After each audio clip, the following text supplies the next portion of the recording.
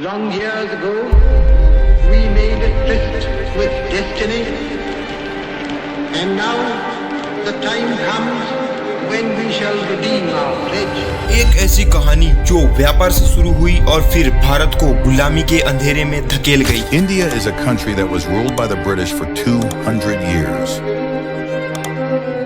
सिर्फ एक गोडाउन मांगा था, लेकिन बना दिया गया एक किला। सिर्फ मसाले और कपड़े लेने आए थे, लेकिन ले गए भारत का सोना, संस्कृति और स्वाभिमान। बंगाल में 60,000 सिपाही थे, लेकिन फिर भी जीत गए सिर्फ 3,000 अंग्रेज, क्योंकि किसी ने अपने ही देश को बेच दिया था। भूख से 30 लाख लोग मर गए, लेकिन कंपनी का दफ्तर कहता रहा ये बस एक लॉस है। लेकिन हर लूट, हर गद्दारी ने एक चिंगारी लगाई, जो 1857 में 16 बनी और 1947 में फिर भारत को आजादी मिली। ये कहानी है एक कंपनी के व्यापार से गुलामी तक के सफर की। ये कहानी है हमारे भारत की। अगर आप जानना चाहते हो कि कैसे अंग्रेजों ने भारत को गुलाम बनाया और फिर कैसे भारत ने अंग्रेजों से आजादी हासिल की, तो इस वीडियो में एंड तक बने रहना।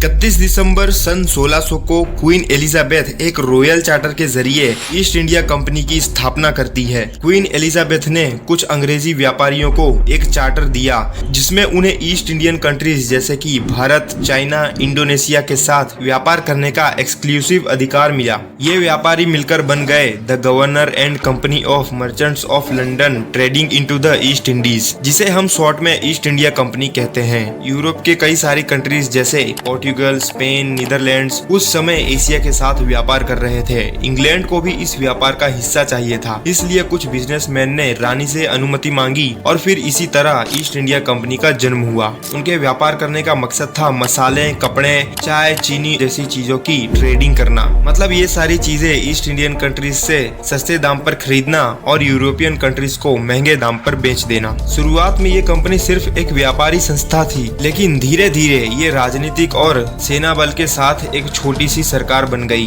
अंग्रेजों ने भारत पर पहली बार कदम रखा था सन 1608 में, जब कैप्टन विलियम हॉकिंस मुगल बादशाह जहांगीर के दरबार में एक अनुरोध लेकर आया, हमें आपके देश में व्यापार करने की इजाजत चाहिए। जहांगीर ने साफ मना कर दिया, क्योंकि उस वक्त पोर्टुगीज लोग ऑलरेडी इंडिया में व्यापार कर रहे थे। लेकिन 1613 में फाइनली मुगलों ने सूरत में एक फैक्ट्री बनाने की परमिशन दे दी। उसी वक्त ईस्ट इंडिया कंपनी ने अपना पहला लीगल बेस बनाया इंडिया में। और फिर सन 1639 को ईस्ट इंडिया कंपनी के दो एजेंट्स फ्रांसिस डे और एंड्रयू कोगन ने लोकल किंग डमारिया वेकांटदारी नायक से छोटा सा इलाका किराए पर लिया। समुद्र के किनारे उन्होंने कहा, व्यापार के लिए हम सिर्फ एक गोडाउन बनाएंगे, लेकिन गोडाउन के नाम पर वो एक किला बना देते हैं और नाम रखते हैं फोर्ट एसटी जॉर्ज। ये था कंपनी का पहला फोर्टिफाइड सेटलमेंट इंडिया में। यहीं से उन्होंने साउथ इंडिया में अपना कंट्रोल बनाना शुरू किया और धीरे धीरे मद्रास उनका एक मेजर पॉलिटिकल और मिलिट्री बेस बन गया। और फिर 1661 में इंग्लैंड के किंग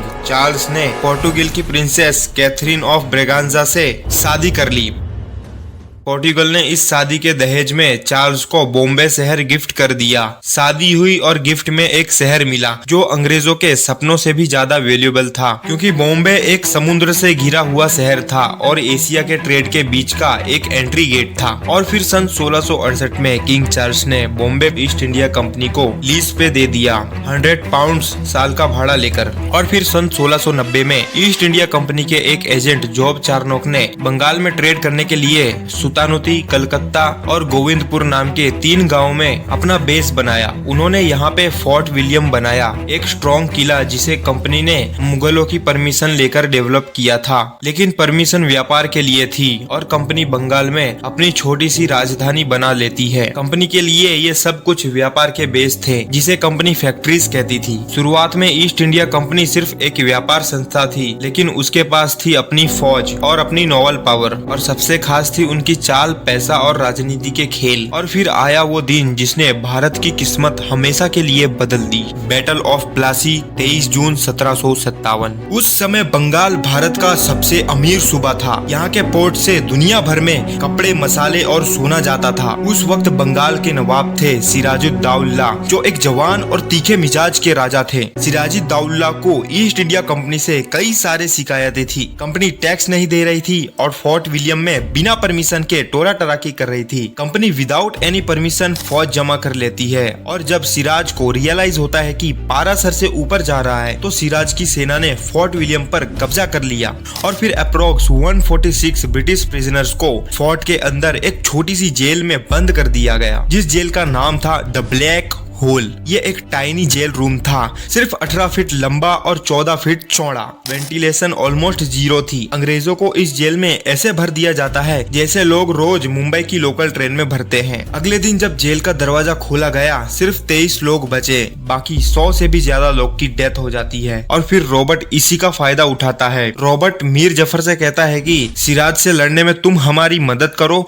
और जब हम ये लड़ाई जीत जाएंगे तो तुम्हें नवाब बना देंगे। और मीर जफर इस बात के लिए मान जाता है। सिराजुद्दौला के पास 60,000 सिपाही थे, 300 से भी ज्यादा तोप थी और वॉर एलिफेंट्स भी थे। और वहीं दूसरी जगह कंपनी के पास सिर्फ 3,000 फौजियों की फौज थी। फिर भी सिराज उन लोगों के सामने हार जाता है, क्योंकि जब युद्ध शुरू हुआ मीर जफर और उसकी सेना ने लड़ाई ही नहीं की। वो बस खड़े रहे जैसे किसी नाटक का पार्ट हो। कंपनी ने इस मौके का फायदा उठाया। रॉबर्ट क्लीव ने थोड़ी देर की गोलीबारी के बाद सिराज की फौज को तोड़ दिया। सिराजुद्दौला हार गया और फिर सिराज यहाँ वहाँ भागता हुआ छिपने लगता है। लेकिन कुछ दिनों बाद मीर जफर के लोगों ने उसे पकड़कर मार दिया। मीर जफर को नवाब बनाया गया, लेकिन वो सिर्फ नाम का नवाब था। असली कंट्रोल अब कंपनी के हाथ में था। अंग्रेजों की ये जीत इंडिया को बहुत बुरी तरह से इम्पैक्ट करती है। कंपनी अब सिर्फ व्यापारी नहीं रहती, वो इंडिया में एक रूलर बन जाती है। बंगाल का टैक्स, सोना, धन और पावर अब अंग्रेजों के कंट्रोल में चला गया। ये जीत कंपनी के लिए एक ग्रीन सिग्नल था। अंग्रेज कहते हैं कि चलो अब भारत के और दूसरे राज्यों को भी इसी तरह लूट लेते हैं, छल, पैसा और गद्दारी से। प्लासी की वॉर जीतने के बाद अंग्रेजों ने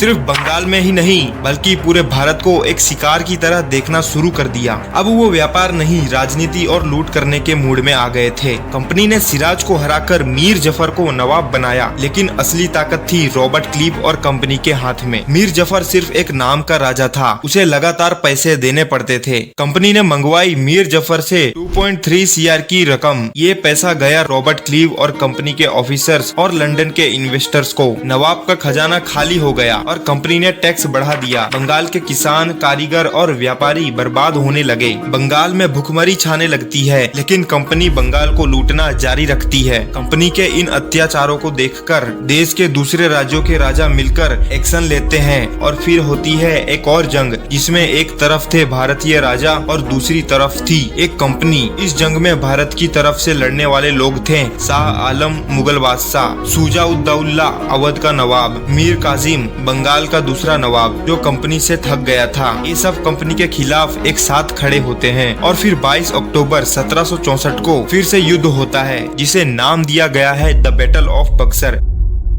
इस युद्ध में भी कई लोग मारे जाते हैं, कितनों की जान जाती है, लेकिन भारत फिर से युद्ध ईस्ट इंडिया कंपनी से हार जाता है, क्योंकि कंपनी के पास थी trend army plus British artillery. और फिर बैटल हारने के बाद मुगल बादशाह शाह आलम ने कंपनी को दे दिया बंगाल, बिहार और उड़ीसा का दीवानी राइट। मतलब तुम इन तीनों सूबों का टैक्स भी कलेक्ट करो और पैसा भी ले जाओ। यानी नवाब नाम का रहा, रूल कंपनी का हो गया। कंपनी बंगाल के लोगों का पैसा उन्हीं के खिलाफ यूज कर रही थी। बंगाल एक लेबोरेटरी थी जिसमें कंपनी ने गवर्नेंस, करप्शन और छल का एक्सपेरिमेंट किया और बाकी भारत उस एक्सपेरिमेंट का रिजल्ट बना। और फिर कंपनी ऐसे ही भारत में नए सिस्टम सेट करती है। नवाब देखेगा लॉ एंड ऑर्डर, लेकिन कंट्रोल रहेगा कंपनी के पास। कंपनी करेगी रेवेन्यू कलेक्शन, टैक्स, पैसा, सब कुछ। मतलब लूट भी कंपनी की, कानून भी कंपनी का। पहले जो टैक्स लोगों से 10 से 15% तक लिया जाता था, अब कंपनी ने उसे 50 से 60% तक बढ़ा दिया। गाँव के किसान बर्बाद होने लगे और कंपनी के ऑफिसर्स डॉक्टर्स अपनी जेब भरते रहे और बंगाल पूरी तरह से खोखला होने लगा। 1 करोड़ की पॉपुलेशन में से